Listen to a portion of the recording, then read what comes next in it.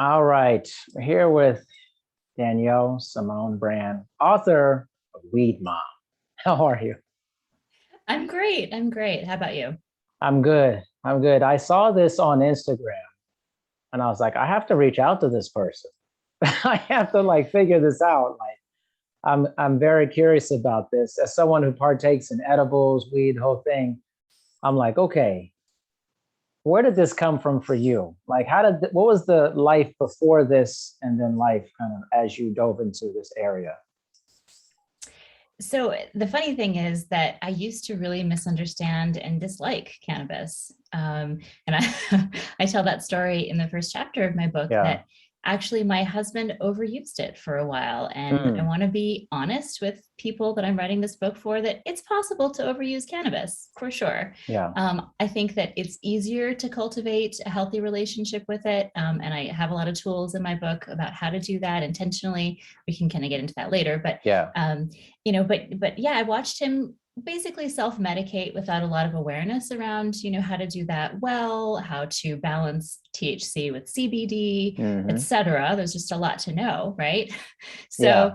So, so because of that, I didn't appreciate cannabis. I thought, it just made my husband kind of tune out, made him unmotivated, maybe had some career, implications for him. And so, for a long time, I avoided it myself, even though, I tried it here and there. It wasn't like I Yeah. had never. Um, but then, as a freelance writer, I started getting some assignments about cannabis before I even really knew or cared much about it. Yeah. And so I had to learn for that, for those assignments. And as I began to learn and interview people about how much cannabis had helped them, given them their quality of life, help them get off of pharmaceuticals in many cases, change the way that they sleep or parent, or, just go through their days without pain, all that kind of stuff. It made me really curious. Since I was living in California at the time, and I voted for legalization even before I liked it because I didn't think that it should be illegal or that people should Right. ever go to jail Of for it. course. Yeah. That's insane. Like, It's completely insane. So, as I kind of became intellectually curious, I think that, then I decided to go for it and try out the legal marketplace myself. So I was really cautious, simple little vape pen, yeah. one puff, very, very, mild. I know. I Oh was just so man. cautious. But honestly, I had such an embodied and beautiful experience on my yoga mat after taking that Yeah. one puff, because my tolerance was extremely low back Oh, then. no doubt. Not anymore. Yeah, yeah, you and me both. Now imagine, tell me about it. I got to get to that, but tell me about kind of this, what was going on inside of you emotionally as you're like, man, I'm learning about this and it's altering my mindset. Take me inside that aspect Yeah, so I was learning about it and really hearing, like I said, these stories of people's lives who had been transformed and changed, and where they felt like their quality of life was so much richer with for you. cannabis in Hmm. their lives. So, so the more I delved into those personal stories and also the research, because as a writer, I was looking at, various research on cannabis, and Yeah, we have a lot, but we still need a lot more. And as it's really hard to get studies approved of for course. cannabis, still being Schedule 1 federally. Um, but Crazy. just that intellectual curiosity really led me to that personal exploration and experience. And the more I experimented with cannabis, I realized this is a wellness tool. This is Yes. something I can actually, use to enhance how I feel in my body, how I feel about myself in the world. And it's all like, dose dependent, product Of dependent. I'm not course. talking bong rips all day on the couch. I mean, for some people, that's if that works for some folks, that's fine. That doesn't fit well for me because like No, me I neither, I but have a lot to do. it's funny. Yeah, what was the most surprising to you about getting into this? Like you were like, man, I didn't think, what really changed your mind, or what was just like, wow, I didn't see this coming, you know? Interesting. Well, as I started researching and experimenting with cannabis, I was having more conversations about the comparison with alcohol, which I found Yeah. pretty interesting Mm-hmm. given, the legality, obviously, and the total Mm-hmm. acceptance of Total. alcohol. Yeah. in our culture. And, and for moms, I mean, that's the group that I speak to the most, probably, because my kids are 8 and 11. And when I started writing about cannabis, they were, younger, obviously. And so the kind of mom and parent world is very much a part of my life. And, mommy wine culture, so prevalent, so accepted. It's so prevalent, man. It's crazy. It's like Chardonnay noontime. It's like exactly. So I guess I became interested and curious and surprised by how many moms I spoke to said, you know what, I know that I'm seen as a responsible mom if I partake in wine. I can be seen as a responsible mom if I partake in wine, but it doesn't make me feel good, and I don't parent my best, and I don't sleep well. Whereas I can actually, microdose or moderate dose with cannabis, feel good, feel like myself, feel fine the next day. So that comparison became pretty interesting to me. Now I think we hear it a lot, like, there's the whole Cali sober thing. Right. Yeah, exactly. Yeah, I'm like, no alcohol, plenty of cannabis. So, so there's that. And then also I think I became surprised by the number of moms who actually are really doing this, just afraid to talk about it. Yeah, I think that's a real big part of it. I was definitely one of those. I didn't try cannabis until I was like 35. I'm 43. And I think I just had like poor information about it. And I was like, oh, that's, I would never do something like that. Now I've done a lot of things I said I would never do, but, I start doing it. And I didn't start out with one puff, man. I was like, give me edibles. I want to just go straight into this. I'm like 30 milligrams. And then it was messy. It was definitely messy. I learned my limit real quick, though. But there's a stigma, It's like, hey, it's so funny. You can drink a whole bottle of wine a night and that's fine. But if you're like smoking weed or vaping weed, or you're taking edible, it's like, oh, you're not a good person. It's like, what? Makes no sense. The stigma is real. Yeah. And it's still pretty prevalent, even in states that have legalized. And of course, it just depends, on a lot of things, the sort of subculture of your, peer group, I would say, and family and your job and all those things. But, there's still quite a bit of stigma. And, so you said that you just dove in, you went for the edibles. Yeah, straight hard. I knew there was a big difference between the two. An edible is very different than actually smoking. It's just almost two different things completely to me. And I was definitely fell down several times. I was like, man, what's going on? But you didn't have a bad enough experience that it turned you off to future. No, not at all. Because I saw it, I immediately knew, honestly, that it was better for me than alcohol. I immediately knew that. Yeah. And it was like, I was like, okay, I still like alcohol, but like, I got to flip the ratio on this. This needs to be more central to like, if I'm going to do something mind altering with a drug than alcohol, because one of these things is much worse. And this was without knowing anything, just instinctively. I felt that, Yeah. And it's just mind-boggling to me still how much stigma there is against cannabis, when it's absolutely true that moderate use has it has almost no side effects. It's pretty amazing. Yes, it is amazing. It is. If you take the right dose, for you. If you overdo it, you can feel awful, and I don't recommend it. Yeah, every once in a while you go overboard. Sorry. I understand. But, I did write the book basically as a guide to help people ease in and not feel overwhelmed and not have that first time, I took 20 milligrams and I didn't know where I was kind of thing.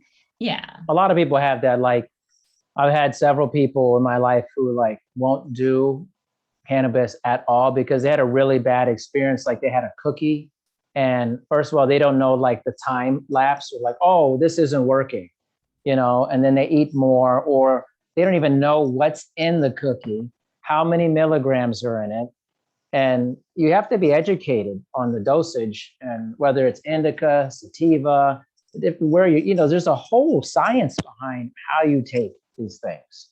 But a lot of people, if you're at some party or somebody gives you like a brownie, like this, it's the worst way to do it. I agree. And so that's something that I really appreciate about the legal marketplace is it takes a lot of that guesswork out. I mean, as long as you do some, have some education, know what you're, know how to read the labels and know what is an appropriate dose and that kind of thing. Yeah, like I'm not a I am an experimenter. I like to do different things, but I don't like to feel bad, and I don't have time. Like my kids are Yeah. little enough and they need me. And so, the legal marketplace gives you all those options, like the precise doses when it comes to Yep. edibles, even precise doses when it comes to certain, inhalable products. Like there are Yeah. vapes where like you can only have, 2.5 milligrams per inhale. And so you can really, measure it well and know what's right for your body. So yeah, that learning curve is, I think, one of the hardest things for new folks, which is why I wanted to introduce people in this book to the legal marketplace and say, all right, here's what you need to know. Let's break it down. Percentage of THC, milligrams if it's an edible, all that stuff. When you talk to other people about this who are maybe hesitant, what are their biggest concerns that you've heard? Interesting. Well, I mean, I think a lot of it is just that like moral stigma. Like, people there must be something wrong or something they're escaping from if they're, leaning on, a drug like cannabis. And for me, like, I think that comes from ignorance and the fact that people don't understand the endocannabinoid system, which we, for your listeners, if they don't know, we have an endocannabinoid system that literally interacts perfectly with the molecules in the cannabis plant. I know. How amazing is that? When I learned that, I was like, okay, duh. Like, this is like a home run. Let's go. Yeah. I mean, I've read some really interesting things about how, humans have been cultivating cannabis for so long that in some ways we might have co-evolved with the plant and like, the plant morphs itself and our own physiology reforms like over, a long, long, long time, thousands of years, obviously, to like fit together. And I find that fascinating. I don't know. I can't speak to the truth of that, but so I think understanding that the endocannabinoid system goes a long way to helping people understand. Okay, it's not just like an escape, or I'm just trying to numb myself out, or anything like that. It's like actually getting more in tune with yourself. Again, dose dependence. If you overdo it, you'll be less connected, probably. So there's that. And then other concerns. I think for moms, there's a lot of concern about like, will I be a responsible parent? Will I be safe? Will I, how do I figure out my limits while I'm with my kids and all that stuff, which is important. And I go over that quite a bit in the book to help people, get through that learning curve without a lot of error. Yeah, well, let's talk about that a little bit. Before we dive, well, let me back up a little bit. So how did you see yourself as a mother when you weren't doing this as to how you are doing this now? What's been the biggest shift for you? That's interesting. I think the biggest shift for me has been in validating self-care as a mom, because, especially when your kids are really little, you can be lost in their constant need. You can lose yourself. Oh my gosh, yes. Right? I don't need to say that. I'm a parent. I have a 10-year-old daughter.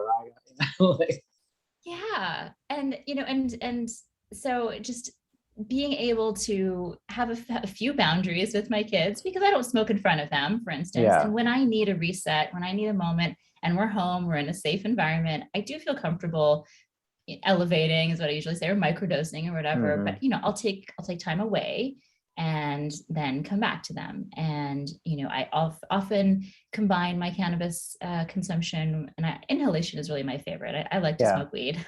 Yeah, let's just say it. I mean, it's okay. We're open okay. Here, man. Hey. And not just THC. I like to smoke CBD as well, and that has effects too. CBD flower can be, pretty powerful too, just in its own way. So, so I like to combine those rituals with some yoga, with maybe, lighting a candle or some Palo Santo, or maybe having my little crystals somewhere. Yeah. Nice. That I keep at my desk. And so, so validating self-care, validating time that's not working or parenting, basically. Yeah. Now, so with your kids, you're not doing it in front of them, but are you high at some point, like when you're interacting with them at all? Well, it's a spectrum of, high. And I would say that I'm on the lower side of that sometimes. Yeah, Sure, moderate or microdosing, I do feel comfortable. If we're home, I don't drive that exactly. way. Yeah. I don't take them rock climbing or, No, you don't? I mean, mommy's high. We're going to go walk rock climbing. We're going to get high. Right. It might be entertaining, but not the best Yeah. safety choice. So, No. so yeah, like if we're just chilling at home and we want to, get into an art project together, or, Yes. talk about something difficult that happened at school. Like, I'm more empathetic, I'm more tuned in. And I feel like it improves my parenting in so many ways. And moms that I talked to for the book said the same thing. There were moms with, for instance, social anxiety or generalized anxiety who said, I wouldn't get out and do half the things that I do with my kid if I were still stuck at home, and medical marijuana has helped me in that regard. So, yeah, parenting is a big one. I think that I'm a more present, more, just less harried parent. Yeah. I haven't told this to anybody, but I figured this was a good episode to do this for this. So I feel like, I'm a very present parent, but I think I can be very serious as a parent, a lot of like structure and boundaries. So sometimes I'm not as my more relaxed self when I'm parenting, because I'm trying to keep my daughter on track and all these things. It's exhausting. But then when like edibles are my thing primarily. So the very low dose edibles, I feel like I laugh more, I'm more fun. My daughter and we're closer because I'm a more relaxed version of myself. So like every Friday, I do the thing where I'll do that and we'll watch a movie together. And I'm getting the gigs like crazy. Like I mean, if you haven't done it, like you get massive gigs. It's crazy. And she's laughing so hard because I'm laughing so hard. She has no clue, that I took an edible like 45 minutes ago. And she's like, "Oh, Daddy, we had the best laughs together." And sometimes I need that edible for me to unlock that version of myself for that. So when you said art project, for me, it's like a movie or whatever, or chatting. I think it's really helpful for that. I muted myself because my dog started barking. Oh, it's okay. I've had all types of stuff happen. Just let it roll. Sometimes, sometimes my dog is more disruptive than my kids. I mean, honestly, it can be a lot more. Yeah, right. Yeah. but of course, not the mental load that kids require of you. That's for sure. Definitely not. No. But yes, I hear you. And I've heard that from a lot of parents, that they're able to, just sort of tune into that more playful and more childlike version of themselves that, gets really buried. Yes, I'm telling you right now, I am not the play parent. I don't find a lot of joy in one, I don't like playing with Barbies and stuff like that. And, and all the little silly things that kids are into. I don't feel connected to it ever for that. And some parents are naturally good at that. They're good play parents. I need a little help in order to do that, Mm-hmm. Yeah, I hear you. Me too. My husband is actually pretty fun and silly. I would say that he's the more fun parent. I'm I like to teach. I think that's in my, my background. It's in my blood. I really enjoy showing them how to do things and teaching them independent skills and, teaching them about the world and things like that. But yeah, when it comes to just being silly, being fun, it can be a little more, inaccessible for me too. So cannabis helps in that regard. Yeah, I think it's good to have this conversation, because I've talked to so many parents who think well, why don't I like to play with my kid? Or why is there something wrong with me? No, there's nothing wrong with you. Everybody's wired differently. But this is an interesting option to help, if done correctly and educated yourself and done at the proper dosage. It could actually bring you closer to your children, your spouse, and unlock maybe a more sensitive, more present version of yourself. I agree. I have a whole chapter on parenting with cannabis. And, I tell some some stories of women that I Mm-hmm. interviewed who talk about the different ways that cannabis helps them. And one of them was saying, and she wasn't driving because she had her spouse with her, but she said, Chuck E. Cheese is my least favorite place on earth. And I have to go there sometimes for kids' soccer parties or whatever. So she's like, 5 milligrams edible, and I'm much happier at Chuck E. Cheese. And then my partner drives us home. See, it's all about like a ceremony. There's a ceremony of safety in the dosage and in the transportation. The problem comes when people don't have a ceremony or a ritual or guidelines for using it. Then it becomes a huge problem, I think, for a lot of people. I agree. And I apologize, but my dog is being very annoying. So please give me one moment. It's okay. I don't hear anything. Seriously, it's all good. One moment. Yeah, it's totally fine. See, right now she's going to get the edible. I'm just joking. I was saying, are you sure you're going to see your dog? See, I think you went back there. You went back to get an edible. I knew it. I'm like, oh, I keep them right on my desk. I don't need it's to. Like, no, I don't. Oh, that's funny. That's funny. So with this book, so when you're writing this book and you're thinking about it, in terms of moms, you said you were chatting to different moms and things of that nature.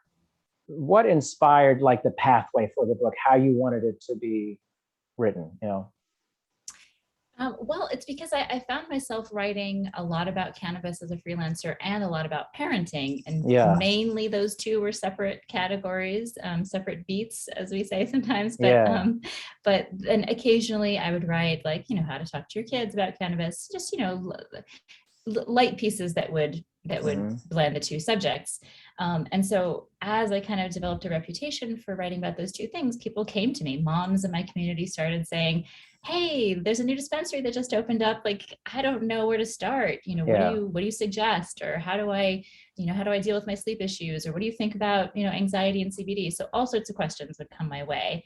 And I spent a lot of time answering them and, speaking to people one-on-one. And I love to do that. But I also felt like there's actually demand for this particular, subject for moms and cannabis, like a hand-holding. I wanted it to be a hand-holding guide. Like, hey, you don't have to be afraid. This is the history of cannabis and how long we've been interacting with it. This is how prohibition made no sense, and then like, this is how we got legalization, and this is what we know about cannabis science, and I'll hold your hand and take you through the experience, basically. So, it is a walk through the consumer experience, but it's also like an overall guide to what the subject is. I mean, it's a vast, interesting subject, actually. Yeah. Cannabis overlaps so many things. Most definitely. Well, let's jump into some of the strategies or guidelines you talk about in your book. I think for the listeners, and certainly I've told several moms who are on the fence about this with clients I have and things, and they want to know. I said, I'll remember. I'm going to remember. So one thing I will remember for this, okay? Like, let's talk about some strategies that you talk about in your book for moving into this as a parent. Yeah. There's a lot to say there, but I'll try to summarize. And, I think the first thing is to just ask yourself, what am I looking for? What kind of experience do I want to have? Is it, to treat a mild symptom? If you're wanting to treat a major symptom, I think the medical path is the way to go. Talk to a practitioner. But, if it's like, I just want to improve my mood, or I want to relax without the hangover the next day, or, I just want to sleep a little better, I think that you can self-experiment in those cases. So ask yourself what you're looking for, and then educate yourself a bit on what the different products are. And it can be kind of overwhelming. There's a lot out there. Yes. But, basically it's good to know about CBD and THC, and of course, know the legal situation where you live and what the legal marketplace is like. That's important for a mom. We don't want, to get on the wrong side of things. But, and I say that even though I live in a prohibition state, but we won't talk about that. Oops. Now I know now. Yeah.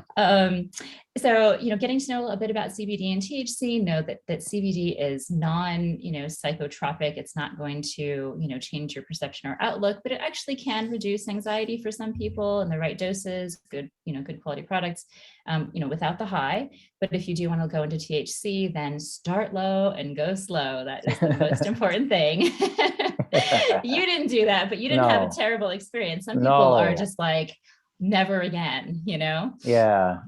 I probably would have done low and slow, but I was like in a moment and I was like, let's just rip the Band-Aid off. It was like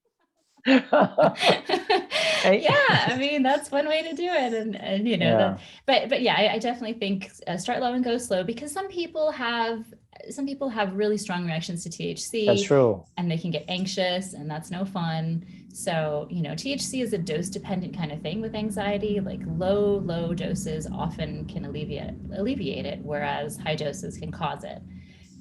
So that's an interesting thing. So know your CBD and THC, understand dosing, just proper dosing is super important. Oh my gosh. Yes. That may be one of the biggest things. Absolutely. And it's different based on what kind of products you're taking. If you're taking edible or taking some kind of inhalable, and now there's even more categories than straight edible or inhalable, so many things, tinctures that start to absorb through your mouth before you digest them, sprays. Not into that. No, it destroys your tolerance. I think it is it's too much. Okay. Yeah. Interesting. But there's just all kinds of products to experiment with. So I would say have an idea of what you're looking for when you go into the dispensary, but you can ask questions. Don't be afraid. Ask questions of people who work there, the bud tenders, as they're called. That's great. I haven't heard that before. Yeah. That's a job now, and it's a really quially growing industry. I could totally be a bud tender. There's no doubt about it. I know so much about weed. It's unbelievable. It's pretty fascinating. It is. There's a rich history, lots of interesting stuff on the cultivation side, like how we make this interesting product. Okay, so back to tips. Know what you're looking for, understand CBD and THC, start low and go slow, understand appropriate dosing, and set and setting is important too. I've heard you talk about that. So I know that your listeners probably know what that is, but just basically where you are and who you're with and what your mind state is, what your internal state is. Cannabis is not a fix-all, it's not a cure-all. So, if you're not taking care of yourself, not feeling good, not sleeping, not nourishing yourself well, then it's not going to be a skillful addition. I think that it goes along with all those other pieces. Yeah, definitely. I mean, and you're right. Knowing what's out there is crazy, because like if you go into a dispensary, it's like an adult candy store. It's like crazy. And I have a friend who recently went into one. She had never been into one. She goes, it's like the Apple store, but for weed. Like, some of them are. I mean, there's all kinds of dispensaries. There's Jerry Garcia themed dispensaries. Yeah, there's one right where I live. It's amazing. It's called Bank of America. It's a great name. And it looks like a shithole, man. I'm telling you. But when I live in Washington State, and they have tons. I mean, we've had weed forever here. But I used to live in Las Vegas, and weed is legal there. And everything, all the dispensaries there are like sexy vampire layers and stuff. It's weird. It's super high end level. It's crazy. Interesting. Yeah. I think that, dispensaries can reflect like the place they're in, the culture of the neighborhood, all that good stuff. Yeah, we've got those Apple store type places. We've also got, kind of wellness oriented, boutique-y, bougie. Yeah, spots. bougie. There's which, I won't lie, it's pretty fun. I can enjoy that. It's like a tourist destination, actually. My friends come into town. We go and actually go around to all the dispensaries, and they love it because they're in Vegas and they're like, oh, it's too upscale here. And you can be like, we like going to your place. Everything's like a convenience store weed place. It's like, depends on what you're into. Yeah, that's funny. That's really funny. And then, some states have delivery so that if people are, afraid to walk into that dispensary, don't want to be seen in the parking lot, whatever, you can always just order. Depends on where you are. Yeah, California has that. I know a lot of people have that. And I was like, why are you hiding from this? I know it's funny. I had a friend who like refused to go in the store with me, would like drop me off. And I'm like, it's not like we're like trying to infiltrate the Pentagon here. I mean, just a store, you know? Yeah, well, 100 years ish of prohibition has really, and all that reefer madness propaganda, Yeah. that colored people's attitudes, and they think like you're doing something wrong. And I wanted to address that a little bit in the book, and actually I heard you speak about that in a different episode of just how seeking altered states of consciousness is it's natural, it's normal. Yes. We humans do it all the time. Michael Pollan talks about that. He is like, why hasn't this been edited out of our population? All people crave it on some level. You may say, well, I don't do this stuff. Well, you're doing meditation. You're trying to alter your state of consciousness, or whatever it is. You're doing sports. You're exercising. You're altering how you're thinking about something. We made it wrong on some other stuff or something, but I think humans seek it, We absolutely do. And, I think from a harm reduction standpoint, it makes sense to obviously know the effects of whatever you're consuming. And there are some, even though I am for decriminalization and, legalization of other drugs, too, I also think that it's really important to know the risks and just to understand them well. But I don't have a moral stigma attached anymore to drug use. I've evolved on it, and I think that we're lucky to be in a time where these kinds of discussions can happen. Have you read or seen Dr. Carl Hart's book, Drug Use for Grown-ups? Yep, it's right over here, sitting. Yeah. It's a little it's a little extreme. Sure. On some level, it kind of be extreme. Like I read it, my wife read it. She's like, don't even think about it. Some of this other stuff. I was like, you don't have to worry about that. Yeah, for sure. But, it's pushing the envelope and definitely thought provoking, I think. Yeah, I think it is. And I like that. I may not be on his level of like, this guy's doing cocaine and stuff, and all this stuff and heroin. That's not a bridge that I'm willing to do, but I do think it's good to know about these things and understand like the history of like, why has there been these smear campaigns, these propaganda campaigns against it? Much like with like mushrooms, I talk about that openly. I do mushrooms, and so like that's something like, that's not the same as weed to me. Mushrooms, like if that's going to be legalized at some point down the line. But it's not something you should ever just be able to go into a store and get. I really don't think it's too powerful. It's way too powerful, very spiritual. Weed is like, okay, I can go recreationally do that. Mushrooms, whole different game. It's a whole different ballgame. Yeah, I agree. Although in really micro doses, mushrooms don't have that psychedelic effect. But yes, it's. I think it should be regulated in some way. What that should look like, I don't know, or whether just decriminalized for gift, grow, and gather. That's one model. Yeah, for sure. I think where our eyes are being opened, and that's why I'd like to talk to different people like Brianna Mendoza about the global war on drugs. I talked to Dr. Coder about transpersonal psychology and the ceremony of mushrooms. Like, I want to be as educated as possible. I know sometimes I sound like a degenerate talking about like, oh, this guy's doing this stuff, but let's be honest, I like to have a good time, but I am extremely educated in what I'm doing while I'm having it. So it's not like it's a flippant thing for me, Absolutely. It's about intentional use and mindful consumption and being aware of like we're saying, set and setting, and even like in some cases, the cultural context behind some of these psychedelics. Some of these psychedelics have a really long, cultural history attached to them. And there's there's ceremony and all that stuff. I think that there's a lot to explore there, and I'm glad that our minds are opening up a bit. Yeah, definitely. So tell me about, you had mentioned in the beginning about your husband, and now you're on this journey. How is that mesh between you two? So we've been through a really interesting dance, I think, with it, with cannabis in particular. Different periods in our lives. He consumed, I didn't. He quit for a long time, and then that's when I found it. Actually, it was when he was abstaining. Right.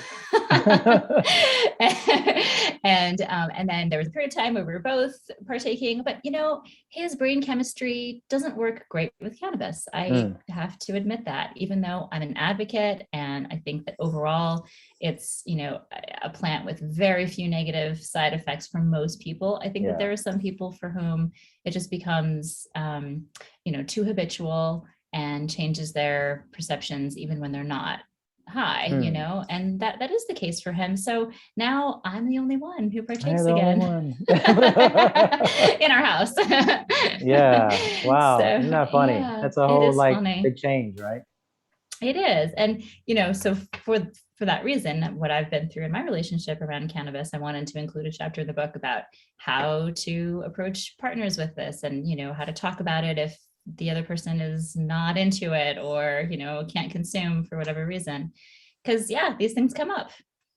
Yeah, it's actually funny. So my wife doesn't do it. She's not opposed to it at all, but I think she's kind of like your husband, not the habitual part, but it doesn't feel good for her. So she's just like, I'm not that into it, type of thing. But she's supportive of me doing it, but, and being responsible with it. So how does your husband see you now that you're doing this? Has his perception changed of you? That's an interesting question. I think I'd have to ask him that question because I don't know if we've ever discussed that per se. What? We've discussed, how it affects him, how it affects the relationship and all that. But, in terms of how he's, I think that we had a conversation not that long ago where he was like, you have become more productive since cannabis came into your life. And that's really interesting because it was always the opposite for me. He was speaking from his perspective. It was always the opposite for him. And it is true, actually, since cannabis came into my life, my writing career has definitely gone well, and I have my book out. And this past year has been really interesting in terms of, having a book about cannabis out there, becoming more of a vocal advocate or a visible advocate online. And so I think he's proud of me.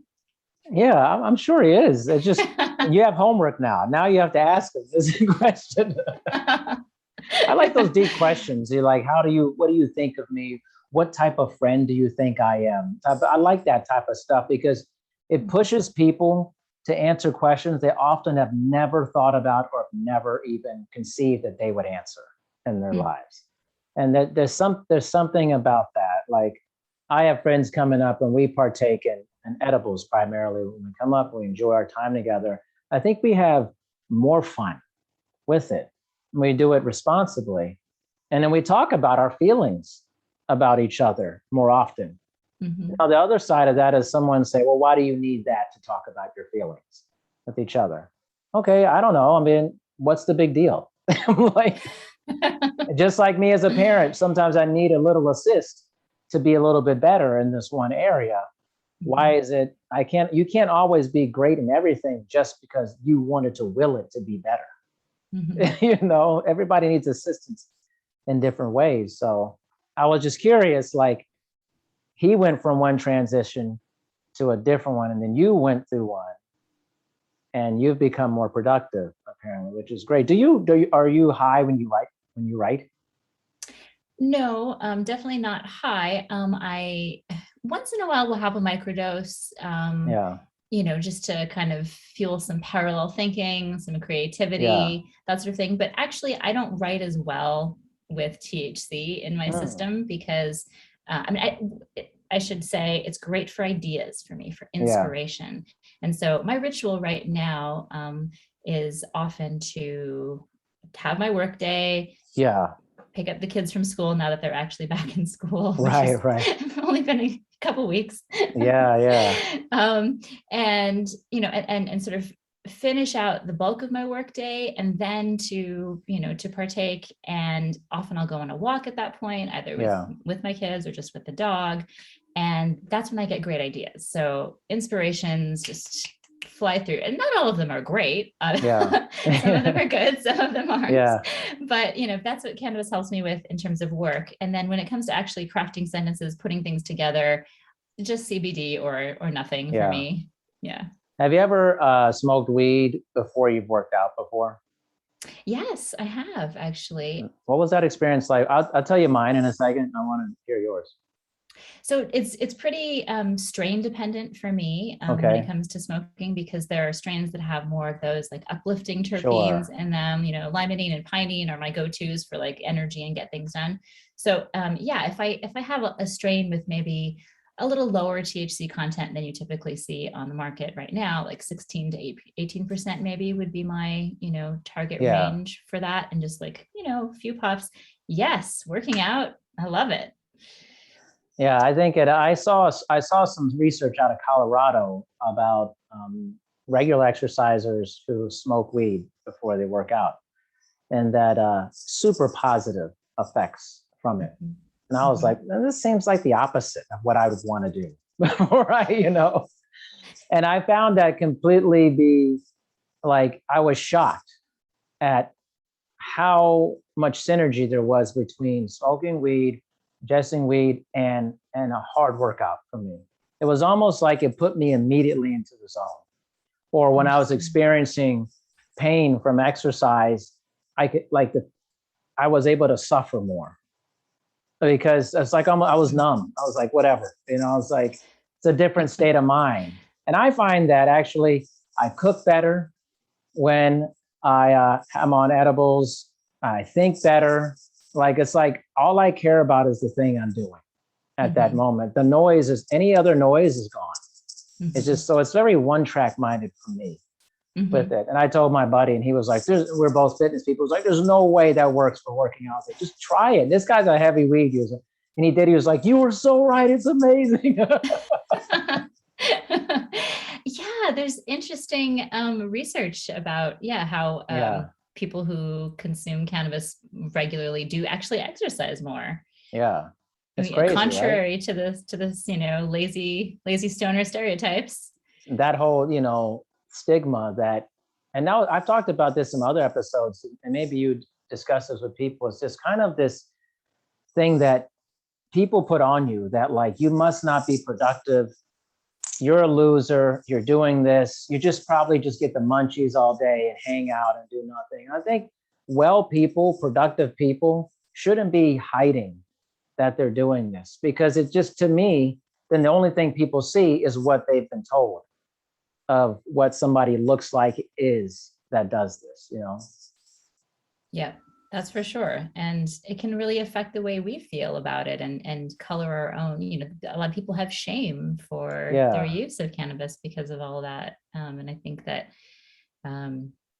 my hope is that as we continue this conversation and cannabis becomes more legal and more normalized, that shame will reduce, especially for moms. And, so many moms are using cannabis for this, like, for wellness purposes, so they can actually show up as their best selves, not so that they can tune out and, ignore their kids' needs. Like, not at all. No mom that I interviewed was like, yeah, it's cool. I put my kid in front of the TV and then I just go smoke weed. No. No. It's like people were telling me things like, I have less anxiety or I have less pain, and then I can actually just be there better, be a parent better, be the person I want to be. And I think that, going back to the endocannabinoid system, it makes perfect sense. The endocannabinoid system is meant to bring us to homeostasis, right? It's meant to help regulate our systems. So, appetite, pain, sleep, sex, so many just sort of basic functions or basic, systems in our bodies that the ECS touches. And so when we're out of whack, a little bit of cannabinoids just brings us back to that state of like, okay, calm, centered. I feel like myself. It doesn't like take us into a new personality or become like a superhero version of yourself. Like, it really doesn't alter you in that dramatic way. It just kind of helps you come back to homeostasis, feel better. What's wrong with that? Do you get moms who are saying like, I need a different option than like pharmaceutical drugs or things that are just have severe side effects or horrible withdrawal? Definitely, definitely. I mean, I know moms who have withdrawn from opioids with the use of Hmm. cannabis and are thriving now. Some women use it, some people use it for mental health, anxiety, depression, PTSD. Chronic pain is another one for sure. Then we're getting into the medical side of things. I mean, with cannabis, we have like this legal distinction between medical and recreational, so-called recreational, which the Yeah. industry now prefers to say adult use because Mm, recreation connotes like kids playing at a park or something. So right. Okay. Okay.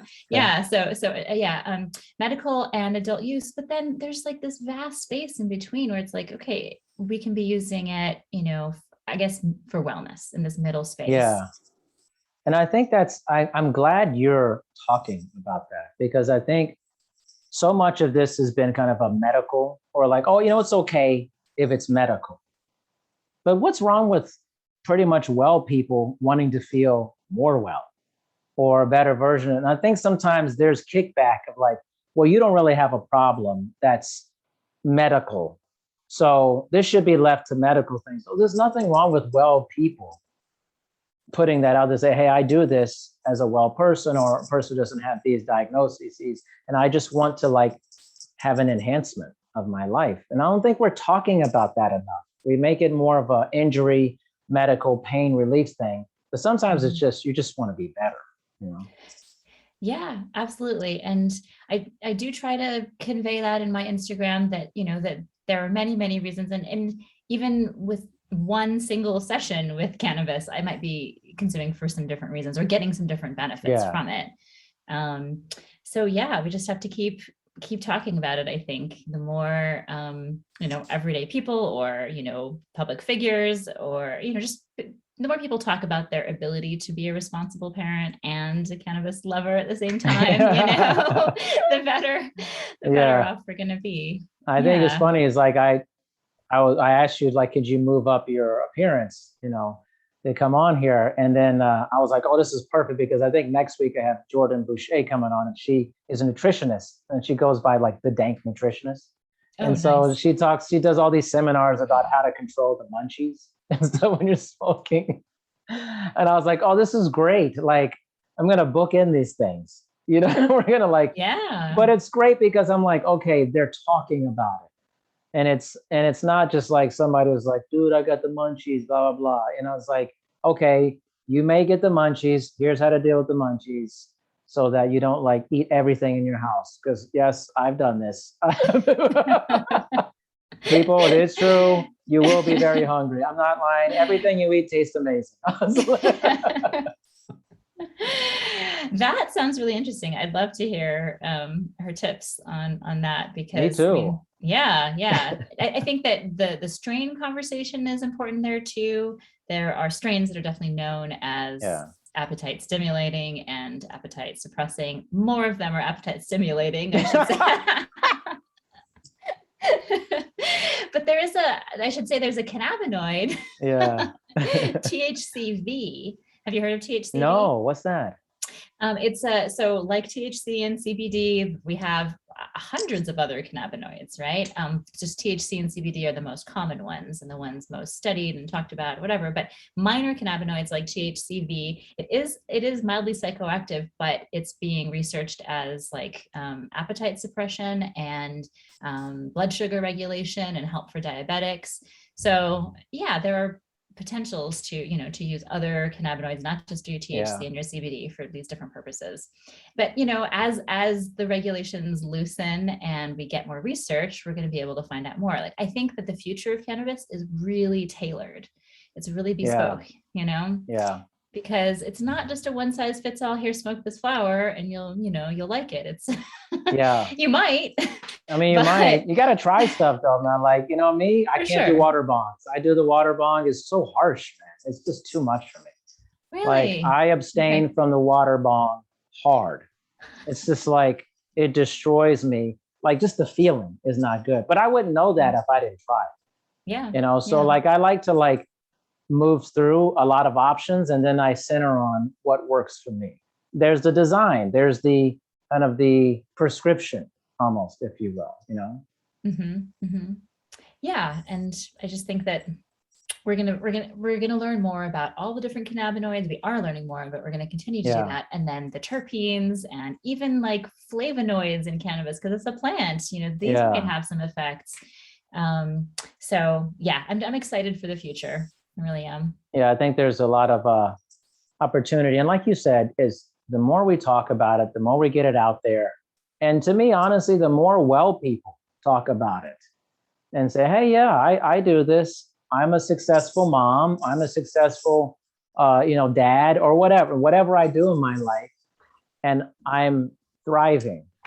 I think that's the thing, that people think people are doing this. There's no way they could be thriving and doing well. And most people I know are thriving and doing it responsibly. So that message, I think, should get out there. I 100% agree, honestly. And I'm really heartened to see more of that happening on Instagram. I think that's the place where, it's the most visible right now. I agree. And listen, you might get the munchies. It's okay. It's totally okay. I got a buddy who eats really well most of the time. And every time he does an edible, which is very rare, he wants to get Taco Bell Crunch Wrap. I don't know why. He destroys the Taco Bell Crunch Wrap. It's weird, man. He's like, he got a weird craving for it every time. He does it. It's hilarious. Habit. That's funny. That's really funny. Like he never eats any of that stuff ever. But the minute he does it, and that's all he wants. I said, it's so weird. It's like you're going through something. Yeah. Oh, that's funny. Yeah. But I don't actually get the munchies that often, interestingly enough. Yeah. I think that some of it is timing. Like I can time it so that if I smoke before dinner, then I eat a really good dinner, but I don't necessarily feel the need to like keep eating after that. Yeah. So maybe that's it. And I've done intermittent fasting on and off. And so when I'm not eating after a certain period of time, it's like, I'm just not eating. It's not an option. I'm not, so my brain doesn't go there as much. Yeah. But I know that, yes, the munchies can definitely be. My wife says I eat like a rat in a dumpster, right? Like, because most of the time I'm in the fitness business. I'm not like a super strict person for eating, but I'm very moderation stuff. She's like, you just keep going back to that pantry over and over again. I'm like, I'm never not hungry. At that point. It's like a wave of constant hunger. Wow. But you know what? Delta 8 does that for me. Delta 8 is yet another cannabinoid that's gaining the popularity in illegal states because it's like kind of a gray area cannabinoid. Really? What? I never heard of this. Yeah, it's another minor cannabinoid that they can either extract from hemp or they can actually make it out of CBD. So it's naturally occurring, but the Delta 8 product that you usually get is synthetic because they take the CBD molecules and they do something to it to make it Delta 8. And it's like, depends on who you ask, maybe legal because in places without THC legalization because it's not THC, but it's Delta 8 THC, which is very similar to Delta 9 THC, the normal one. And anyway, but yes, Delta 8 stimulates appetite for me like gangbusters. That's awesome. That's so funny. Well, you're very knowledgeable about this, Danielle. And the book is Weed Mom. I want to definitely check it out and check out Danielle's Instagram because it's really awesome. I follow her on there and she has great information, fun videos. And again, I think it's really important to get this topic out to people. So thank you for being on. Thank you so much, Dr. D. It's been really fun. Most definitely. We will be in touch. Okay, sounds great.